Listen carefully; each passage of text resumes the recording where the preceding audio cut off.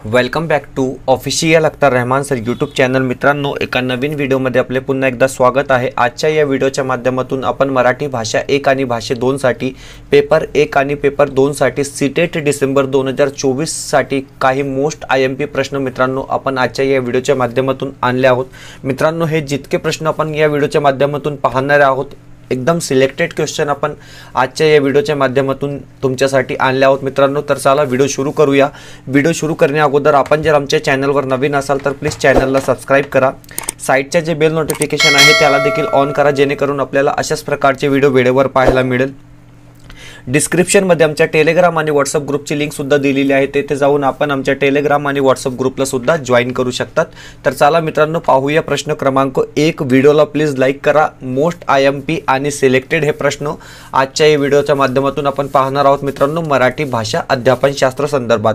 प्रश्न क्रमांक 1 येथे विचारलेला आहे की एका भारतीय मुलाने पुढीलपैकी कोणती गोष्ट शिकली पाहिजे असा प्रश्न या ठिकाणी विचारलेला आहे आणि 4 ऑप्शन आपल्याला दिलेले आहे। मातृभाषा आणि प्रादेशिक भाषा, मातृभाषा आणि इंग्रजी किंवा कोणत्याही 3 भाषा। तर हे बघा मित्रांनो, प्रश्न असा आहे की एक भारतीय विद्यार्थी आहे किंवा एक भारतीय मूल आहे, पुढीलपैकी कोणती गोष्ट शिकली पाहिजे तर कोणतीही 3 भाषा। कोणतीही 3 भाषा म्हणजेच एक मातृभाषा जशी मराठी भाषा, हिंदी, मराठी सोबत कोणती दुसरी भाषा हिंदी आणि हिंदी नंतर इंग्लिश म्हणजे अशा प्रकारे 3 भाषा विद्यार्थ्यांनी या ठिकाणी शिकली पाहिजे असा हा प्रश्न आहे मित्रांनो। पाहूया पुढचा प्रश्न, प्रश्न क्रमांक 2।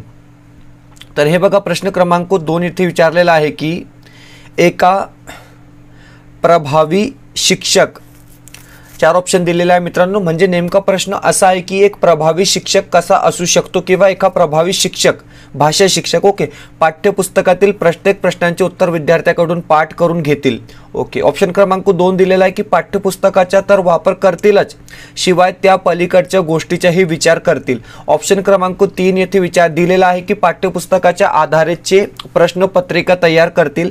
ऑप्शन क्रमांक 4 दिलेला आहे की पाठ्यपुस्तका पलीकडच्या विचारही करणार नाही। तर हे बघा मित्रांनो, एक प्रभावी भाषा शिक्षक कसा असतो असा हा प्रश्न या ठिकाणी विचारलेला आहे आणि ऑप्शन क्रमांक 2 जे आहे ते बरोबरच असणार आहे मित्रांनो, कारण पाठ्यपुस्तकाचा तर वापर करतीलच, कोण एक प्रभावी भाषा शिक्षक शिवाय त्या पलीकडच्या गोष्टीचाही विचार करतील। म्हणजे ऑप्शन क्रमांक 2 जे असेल ते आपलं या ठिकाणी बरोबर उत्तर राहणार आहे। पाहूया पुढचा प्रश्न, प्रश्न क्रमांक 3। हे बघा मित्रांनो, प्रश्न क्रमांक 3 इथे विचारलेला आहे की एकमेकांना समजून घेणे व एकमेकाबरोबर वैचारिक देवाणघेवाण परिणामकरित्या साधणे हा बुद्धिमत्तेचा कोणता प्रकार आहे असा प्रश्न या ठिकाणी विचारलेला आहे मित्रांनो।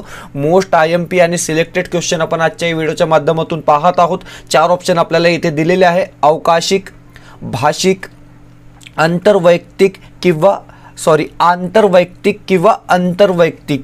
तर हे बघा मित्रांनो, प्रश्न समजून घ्या आणि आपल्याला उत्तर या ठिकाणी द्यायचं आहे की एकमेकांना समजून घेणे व एकमेकाबरोबर वैचारिक देवाणघेवाण परिमाणकरित्या साधणे हा बुद्धिमत्तेचा कोणता प्रकार आहे। तर मित्रांनो, जिथे एकमेकांना समजून घेणे असा प्रश्न येतो मित्रांनो तर आंतरवैयक्तिक म्हणजेच ऑप्शन क्रमांक 3 जे असेल ते आपलं या ठिकाणी बरोबर उत्तर असणार आहे मित्रांनो। व्हिडिओला प्लीज लाईक करा। पाहूया पुढचा प्रश्न, प्रश्न क्रमांक 4। हे बघा प्रश्न क्रमांक 4 इथे विचारलेला आहे की खालीलपैकी कोणते प्रवृत्त करणारे लिखाण असते, म्हणजेच मोटिवेट करणारे किंवा प्रेरणा देणारे लिखाण असते असा प्रश्न या ठिकाणी विचारलेला आहे मित्रांनो। 4 ऑप्शन दिलेले आहे, कामाचे मूल्यमापन, संपादकाला पत्रे, चरित्र, आत्मचरित्र, ज्ञान कौशलतेचे लेख किंवा आकृतिया, बातम्यांचे अहवाल किंवा पाठ्यपुस्तके। अशा प्रकारे या मित्रांनो 4 ऑप्शन दिलेले आहे आणि कोणते प्रवृत्त करणारे लिखाण असते असा प्रश्न या ठिकाणी विचारलेला आहे। तर लक्षात ठेवा मित्रांनो, ऑप्शन क्रमांक जे 1 असेल ते आपला बरोबर उत्तर इथे असणार आहे। कामाचे मूल्यमापन, संपादकाला पत्रे हे जे असणार आहे ते प्रवृत्त करणारे लिखाण या ठिकाणी असणार आहे। ऑप्शन क्रमांक 1 जे असेल ते आपला बरोबर उत्तर या ठिकाणी असणार आहे। पाहूया पुढचा प्रश्न, प्रश्न क्रमांक 5। मित्रांनो, अतिशय फास्ट आणि स्मार्ट रिव्हिजन आपण या ठिकाणी करत आहोत, तर जास्त वेळ आपण या ठिकाणी घेणार नाही मित्रांनो। प्रश्न असा आहे की टॉपिक सेंटेन्स म्हणजे काय, म्हणजेच विषय वाक्य याचा नेमका अर्थ काय किंवा विषय वाक्य म्हणजे काय असा प्रश्न या ठिकाणी विचारलेला आहे। प्रश्न क्रमांक 5 आपण या ठिकाणी पाहत आहोत मित्रांनो। 4 ऑप्शन दिलेला आहे, निबंधाची मुख्य कल्पना, निबंधांचे किंवा कवितेचे शीर्षक, परिच्छेदाची मुख्य कल्पना किंवा निबंधाचे किंवा दस्तावेजाचे उपशीर्षक, अशा प्रकारे 4 ऑप्शन आपल्याला या ठिकाणी दिलेले आहे मित्रांनो. आणि समजून घ्या, विषय वाक्य म्हणजेच टॉपिक सेंटेन्स म्हणजे काय, तर परिच्छेदाची मुख्य कल्पना. ऑप्शन क्रमांक 3 जे असेल ते आपला येथे बरोबर उत्तर असणार आहे मित्रांनो. परिच्छेदाची मुख्य कल्पना, ऑप्शन क्रमांक 3 जे असेल ते आपला या ठिकाणी योग्य उत्तर समजला जाणार. पाहूया पुढचा प्रश्न, प्रश्न क्रमांक 6. प्रश्न क्रमांक 6 या ठिकाणी विचारलेला आहे की हे बघा, प्रश्न क्रमांक 6 इथे दिलेला आहे. 1 मिनिट. विद्यार्थ्याला निवेदन कौशल्य समजले आहे किंवा नाही हे पाहण्यासाठी शिक्षिकेने विद्यार्थ्यांना काय विचारावे. हे बघा मित्रांनो, मोस्ट IMP हा प्रश्न सुद्धा या ठिकाणी असणार आहे की एक विद्यार्थी आहे, विद्यार्थ्यांना निवेदन कौशल्य समजले आहे किंवा नाही पाहण्यासाठी शिक्षकांनी विद्यार्थ्यांना काय विचारावे असा प्रश्न या ठिकाणी दिलेला आहे. आणि 4 ऑप्शन आपल्याला दिलेले आहे मित्रांनो. ते आश्चर्यचकित झाले अशी घटना सांगण्यास लावणे. ऑप्शन क्रमांक 2, मजकुरातील शब्द आणि विशेषणावर वर्तुळ करण्यास सांगणे. ऑप्शन क्रमांक 3, वर्णनपर शब्दातील चुका दुरुस्त करणे किंवा कथा वाचून त्यावरील आकलनात्मक प्रश्नांची उत्तरे. तर हे बघा मित्रांनो, प्रश्न असा आहे की विद्यार्थ्याला निवेदन कौशल्य समजले आहे किंवा नाही हे पाहण्यासाठी शिक्षकाने विद्यार्थ्यांना काय विचारावे. निवेदन कौशल्याबाबत प्रश्न या ठिकाणी विचारलेला आहे. ओके, ऑप्शन क्रमांक 2 आणि 3 तर नसेल. आता उरलेले आपले प्रश्न ऑप्शन क्रमांक 1 आणि ऑप्शन क्रमांक 4. तर हे बघा मित्रांनो, आन्सर कीमध्ये ऑप्शन क्रमांक 1 दिलेला आहे, परंतु मला असं वाटतं की ऑप्शन क्रमांक 4 जे असणार आहे याच्या योग्य उत्तर असणार आहे. कारण की कथा वाचून त्यावरील आकलनात्मक प्रश्नाची उत्तरे हे जे असणार आहे ते निवेदन कौशल्य समजले आहे किंवा नाही. ऑप्शन क्रमांक 4 जे असेल ते बरोबर असणार आहे मित्रांनो, परंतु आन्सर कीमध्ये ऑप्शन क्रमांक 1 जे असे 1 उत्तर दिलेलं आहे, परंतु या ठिकाणी ऑप्शन क्रमांक 4 जे असणार आहे ते बरोबर उत्तर असू शकतो किंवा ऑप्शन क्रमांक 4च या ठिकाणी बरोबर उत्तर असणार आहे. जशा प्रकारे सीटेटचे प्रश्न असतात मित्रांनो, या उत्तराबाबत तुम्ही आपला जे आहे ते फीडबॅक कमेंट बॉक्समध्ये देऊ शकतात. ओके, पाहूया पुढचा प्रश्न, प्रश्न क्रमांक 7. हे बघा, प्रश्न क्रमांक 7 इथे विचारलेला आहे की भाषिक कौशल्य उत्तम प्रकारे संपादित करता येतात. 4 ऑप्शन दिलेले आहे. आता भाषिक कौशल्याबाबत प्रश्न येथे विचारलेला आहे. आव्हानात्मक आणि यांत्रिक भाषिक सरावांच्या मदतीने जर शिक्षिकेने एका वेळेस एकाच कौशल्यावर भर दिल्यास जेव्हा ती अंगभूतपणे हाताळली जातात किंवा फक्त लेखन चाचणी आणि नियत कार्यातून. तर हे बघा मित्रांनो, भाषिक कौशल्य उत्तम प्रकारे संपादित करता येतात जेव्हा ती अंगभूतपणे हाताळली जातात. म्हणजेच ऑप्शन क्रमांक 3 जे असेल ते आपलं या ठिकाणी बरोबर उत्तर असणार आहे मित्रांनो. ऑप्शन क्रमांक 3 जे असेल ते आपलं या ठिकाणी योग्य उत्तर राहणार आहे. पाहूया पुढचा प्रश्न, प्रश्न क्रमांक 8. हे बघा, प्रश्न क्रमांक 8 येथे विचारलेला आहे की इयत्ता 7वी ची शिक्षिका अभ्यासक्रमातील पुस्तकाव्यतिरिक्त इतर पुस्तकाचे वाचन करून घेते.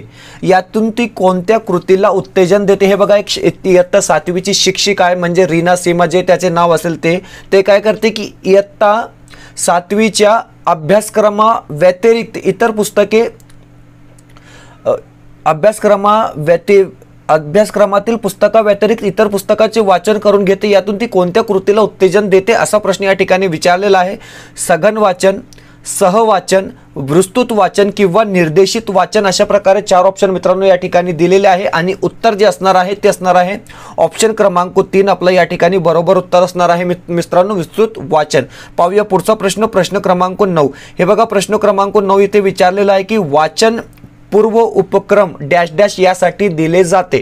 4 ऑप्शन दिलेले आहे. मुलांची वाचन क्षमता तपासणे, कठीण शब्द आणि वाक्प्रचार अर्थ सांगणे, मजकुरातील मुख्य आशय आणि प्रेरणा सांगणे किंवा मजकुरातील व्याकरणिक नमुन्यांचा परिचय करून देणे. तर हे बघा मित्रांनो, प्रश्न क्रमांक 9 असा आहे की वाचन पूर्व उपक्रम डॅश डॅश यासाठी दिले जाते. तर योग्य उत्तर जे असणार आहे तुम्हाला माहीत आहे की मजकुरातील मुख्य आशय आणि प्रेरणा सांगणे. हे बघा मित्रांनो, प्रेरणा जे असणार आहे ते पॉझिटिव्ह शब्द या ठिकाणी दिलेला आहे. आणि मॅक्झिमम टाइम ज्या विधानमध्ये किंवा ज्या ऑप्शनमध्ये प्रेरणा हा शब्द दिला असतो मित्रांनो, विद्यार्थ्यांचे अनुभव, स्वतःचा अनुभव हे शब्द दिले जातात, ते बहुतेकदा योग्य उत्तर असू शकतो किंवा असतोच, हे तुम्ही लक्षात ठेवा मित्रांनो. हे एक ट्रिक आहे तुक्केसाठी. पाहूया पुढचा प्रश्न, प्रश्न क्रमांक 10. प्रश्न क्रमांक 10 येथे विचारलेला आहे की पुढीलपैकी कोण संदेशनाला चक्रिया बनवतो, असा प्रश्न या ठिकाणी दिलेला आहे. पाठवणारा, ग्रहण करणारा, प्रत्यभरण किंवा संदेश. तर हे बघा मित्रांनो, योग्य जे उत्तर असणार आहे ते असणार आहे फीडबॅक. म्हणजेच ऑप्शन क्रमांक 3 जे असेल ते आपलं या ठिकाणी बरोबर उत्तर असणार आहे मित्रांनो. व्हिडिओ आवडत असेल तर प्लीज व्हिडिओला लाईक करा. चॅनलवर नवीन असेल तर प्लीज चॅनलला सबस्क्राईब करा. डिस्क्रिप्शनमध्ये आमच्या टेलिग्राम आणि व्हॉट्सअप ग्रुपची लिंक सुद्धा दिलेली आहे. तेथे जाऊन आपण आमच्या टेलिग्राम आणि व्हॉट्सअप ग्रुपला सुद्धा जॉईन करू शकतात मित्रांनो. आमच्या यूट्यूब चॅनलमध्ये प्लेलिस्ट तयार केलेली आहे. हिंदी भाषा पॅडागॉजी, मराठी भाषा पॅडागॉजी, SST पॅडागॉजी आणि बाल मानसशास्त्र व अध्यापनशास्त्र पॅडागॉजी संदर्भात आमच्या चॅनलला व्हिजिट करून मित्रांनो तुम्ही हे सगळे व्हिडिओ जे आहे ते फ्रीमध्ये पाहू शकतात. सीटेट डिसेंबर 2024 साठी आम्ही हे व्हिडिओ तयार केलेले आहे मित्रांनो. पाहूया पुढचा प्रश्न, प्रश्न क्रमांक 11. हे बघा क्वेश्चन नंबर 11. प्रश्न क्रमांक 11 या ठिकाणी विचारलेला आहे की बाल लेखकांच्या वैचारिक गरजेनुसार शिक्षकाने त्यांना कशा प्रकारे उत्तेजन द्यावा, असा प्रश्न या ठिकाणी विचारलेला आहे. आणि 4 ऑप्शन दिलेले आहे मित्रांनो. विद्यार्थ्यांनी केलेल्या व्याकरणाच्या चुकाबद्दल विस्तृत माहिती देणे. ऑप्शन क्रमांक 2 या ठिकाणी दिलेला आहे की त्याने केलेल्या चांगल्या कामाचे कौतुक करावे.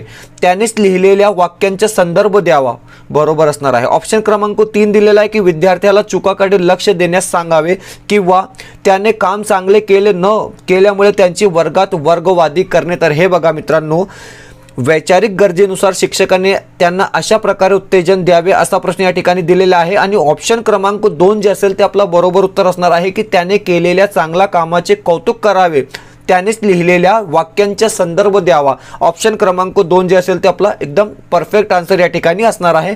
पाहूया पुढचा प्रश्न, प्रश्न क्रमांक 12. हे बघा प्रश्न क्रमांक 12 या ठिकाणी विचारलेला आहे की भाषेचा पाठ शिकवताना शिक्षिका विज्ञान किंवा विज्ञान आणि सामाजिक शाखातील पाठांचाही वापर करते आणि मुलांना तो वाचण्यास सांगते कारण त्यातील भाग भाषेशी संबंधित आहे. असे करणे म्हणजे काय, असा प्रश्न या ठिकाणी दिलेला आहे मित्रांनो. एक भाषा शिक्षिका आहे, ते सायन्स आणि सोशल सायन्स विषयाची सुद्धा भाषेच्या वर्गात मदत घेते. असे करणे म्हणजे नेमके काय, असा प्रश्न या ठिकाणी विचारलेला आहे. 4 ऑप्शन दिलेले आहे. अंतविद्याशाखीय पद्धत, पाठ्यक्रम व्याप्त भाषा, बहुपदरी भाषा शिक्षण किंवा विषय भाषा शिक्षण, अशा प्रकारे 4 ऑप्शन दिलेले आहे मित्रांनो. आणि बरोबर जे उत्तर असणार आहे ते असणार आहे ऑप्शन क्रमांक 2, पाठ्यक्रम व्याप्त भाषा. म्हणजेच ऑप्शन क्रमांक 2 जे असेल ते आपलं या ठिकाणी योग्य उत्तर राहणार आहे. पाहूया पुढचा प्रश्न, प्रश्न क्रमांक 13.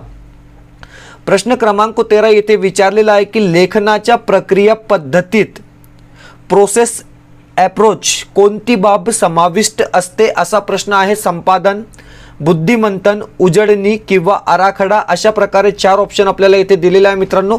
आणि स्टेटमेंट टाईप आहे, लेखन प्रक्रियेच्या पद्धतीत बाबत कोणती बाब समाविष्ट आहे. बघा ऑप्शन काही अशा प्रकारे इथे दिलेले आहे मित्रांनो. तुम्ही हे ऑप्शन पाहू शकतात. म्हणजे ऑप्शन अशा प्रकारे दिलेले आहे. तर हे बघा, प्रथम जे असणार आहे ते असणार आहे 2, बुद्धिमंथन. बुद्धिमंथन या ठिकाणी जे असणार आहे ते क्रमांक 1 वर असेल, बुद्धिमंथन. ओके, बुद्धिमंथन नंतर म्हणजेच 2 जे असेल ते ऑप्शन आपला पहिला असेल, बुद्धिमंथन. त्यानंतर ऑप्शन क्रमांक आराखडा, आराखडा दुसरा असेल मित्रांनो. आराखडा या ठिकाणी 2 नंबरवर असेल. त्यानंतर तिसऱ्या नंबरवर जे असणार आहे ते असणार आहे उजळणी, उजळणी आणि संपादन. अशा प्रकारे आपण मित्रांनो हे क्रम लावू शकतो या ठिकाणी. ऑप्शन क्रमांक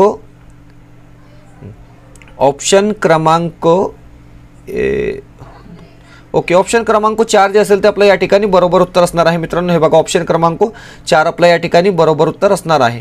पाहूया पुढचा प्रश्न, प्रश्न क्रमांक 14. हे बघा प्रश्न क्रमांक 14 या ठिकाणी विचारलेला आहे की विद्यार्थ्याला पूर्ण मजकूर समजून सांगण्याच्या प्रक्रियेत अनोळखी शब्द जर वाचन उपक्रमाला अडथळा ठरत असेल तर 4 ऑप्शन दिलेले आहे. किंवा सोप्या शब्दाचा मजकूर वापरावा, शब्द ओळखण्यासाठी शब्दकोशाचा तातडीने वापर करावा, शिक्षकांना किंवा शेजाऱ्यांना शब्दार्थ विचारावा।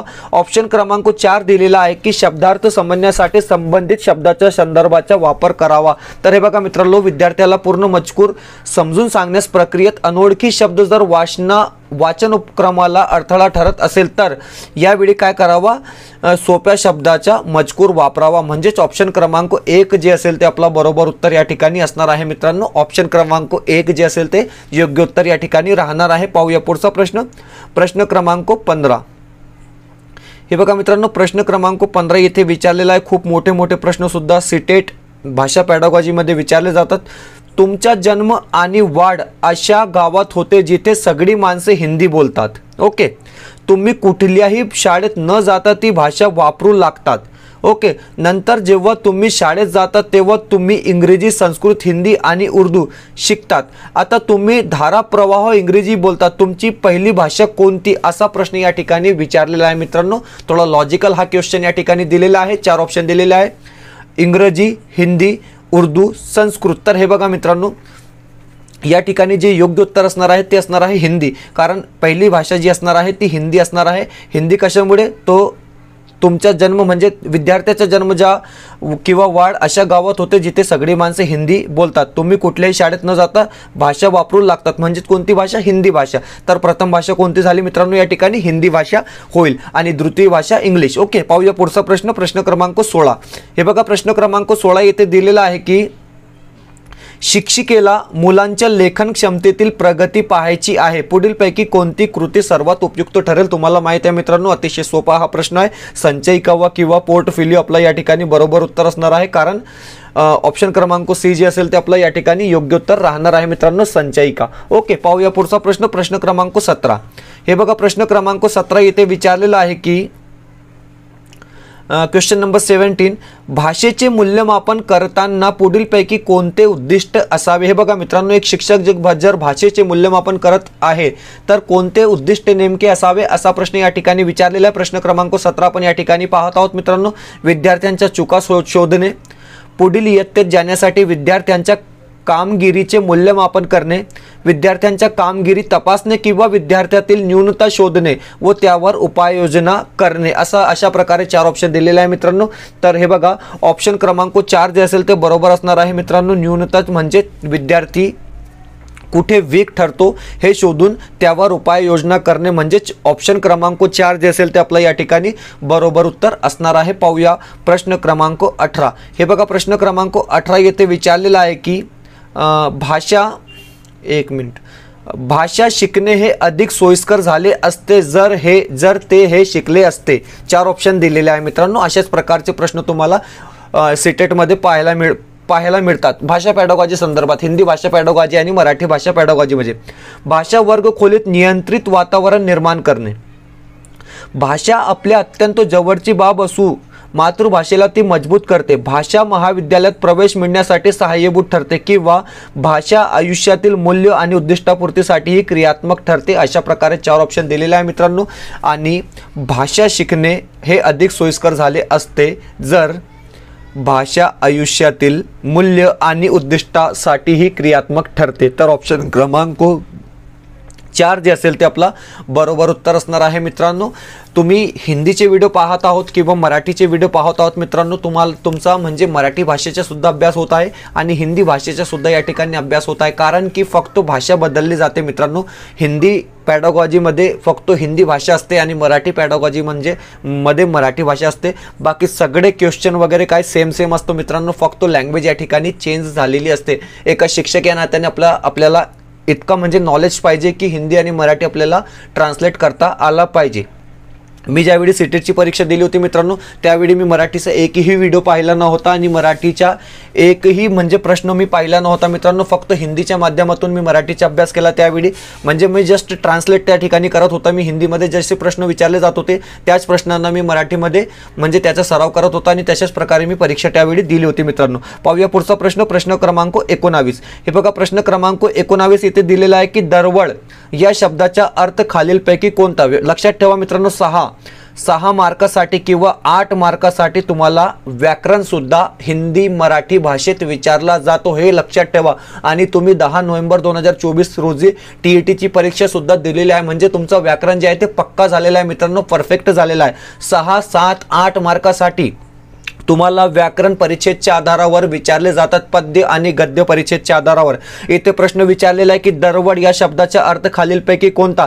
तर हे बघा मित्रांनो, सुगंध, सुमन, सुप्रिया, सुहास्य अशा प्रकारे 4 ऑप्शन दिलेले आहे। आता दरवड म्हणजेच काय? दरवड म्हणजेच सुगंध। ऑप्शन क्रमांक 1 जे असेल ते आपला बरोबर उत्तर इथे असणार आहे मित्रांनो। पाहूया पुढचा प्रश्न, प्रश्न क्रमांक 20। हे बघा प्रश्न क्रमांक 20, प्रश्न क्रमांक 20 येथे दिलेला आहे की अवनी शब्दाचा समानार्थी शब्द खालील पर्यायातून निवडा। 4 ऑप्शन दिलेले आहे। आता अवनी म्हणजे काय? 4 ऑप्शन दिलेले आहे, अग्नी, पृथ्वी, आकाश किंवा यापैकी नाही। तर हे बघा मित्रांनो, अवनी म्हणजे काय असा प्रश्न विचारलेला आहे, किंवा अवनीचा समानार्थी शब्द काय असा प्रश्न या ठिकाणी विचारलेला आहे। आणि बरोबर उत्तर असणार आहे अवनी म्हणजेच पृथ्वी। ऑप्शन क्रमांक 2 जे असेल ते आपला बरोबर उत्तर या ठिकाणी असणार आहे मित्रांनो। तर अशा प्रकारे most IMP selected top 20 question आपण भाषा 1 आणि भाषा 2 मराठी पेडागॉजी संदर्भात पाहिले आहोत मित्रांनो। सीटेट डिसेंबर 2024 साठी असेच व्हिडिओ पाहण्यासाठी तुम्ही आमच्या चॅनलला सबस्क्राइब करा। व्हिडिओ आवडत असेल तर प्लीज व्हिडिओला लाईक करा मित्रांनो। डिस्क्रिप्शनमध्ये आमच्या टेलिग्राम आणि व्हॉट्सअप ग्रुपची लिंक सुद्धा दिलेली आहे, तिथे जाऊन आपण आमच्या टेलिग्राम आणि व्हॉट्सअप ग्रुपला सुद्धा जॉईन करू शकतात। आमच्या यूट्यूब चॅनलमध्ये प्लेलिस्ट सुद्धा तयार केलेली आहे मित्रांनो, फ्री प्लेलिस्ट तुमच्यासाठी आम्ही डिसेंबर 2024 साठी तयार केलेली आहे। तिथे हिंदी भाषा पेडागॉजी, मराठी भाषा पेडागॉजी, सोशल सायन्स पेडागॉजी म्हणजेच SST पेडागॉजी आणि बाल मानसशास्त्र व अध्यापनशास्त्र पेडागॉजीचे व्हिडिओज आम्ही अपलोड केलेले आहे मित्रांनो, तिथे जाऊन तुम्ही पाहू शकता। भेटूया पुढच्या व्हिडिओमध्ये काही नवीन प्रश्नांसोबत।